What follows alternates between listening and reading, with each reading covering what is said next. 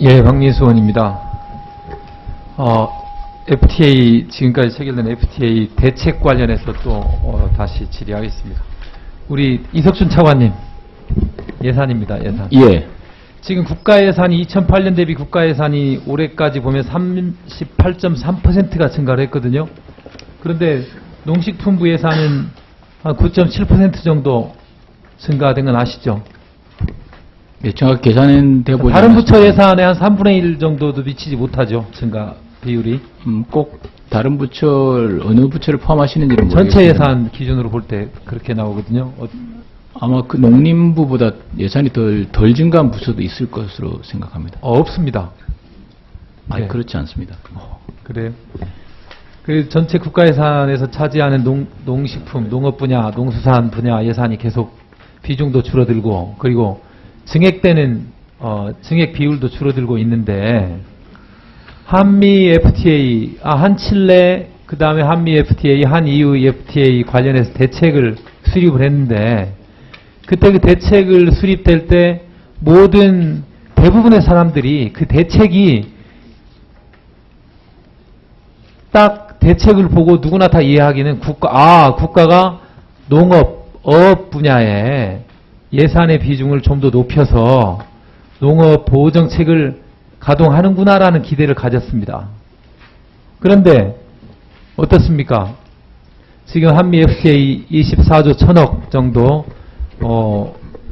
재원을 마련해서 대책을 세우겠다라고 했는데 결국 지금까지 실질적으로 뭐 추가로 예산이 편성된 건 거의 없고 기존의 농업 분야, 어업 분야 관련 예산을 편성을 변경해서 구조를 변경해서 대책이다라고 주장하고 계시잖아요. 그러죠?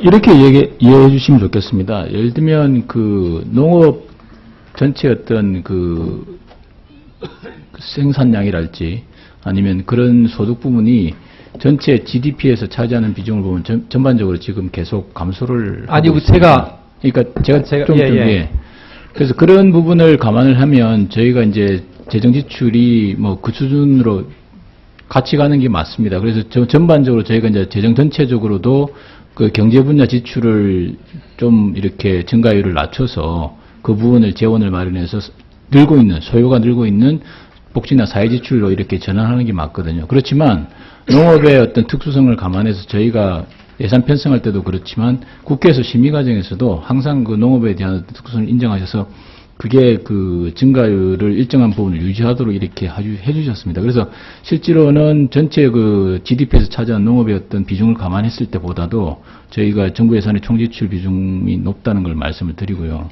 다만 그 한미 FTA와 관련된 24.1조 원 관련해서는 제일 처음 대책을 만들 때는 궁극적으로는 새로운 사업이 많이 들어올 것입니다. 그렇지만 처음 대책을 만들 때는 기존의 어떤 피해를 본 사람과 기존의 어떤 그 사업들이 있었기 때문에 기존 사업을 중심으로 했고요.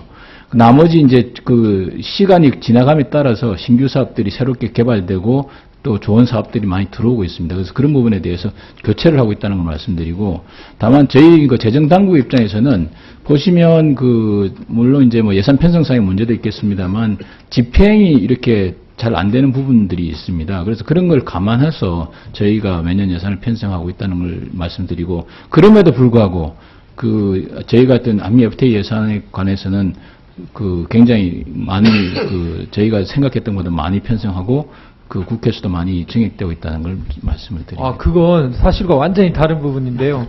2008년부터 2013년까지 농식품부, 농업 분야 예산 증가율을 보면 거의 동결입니다.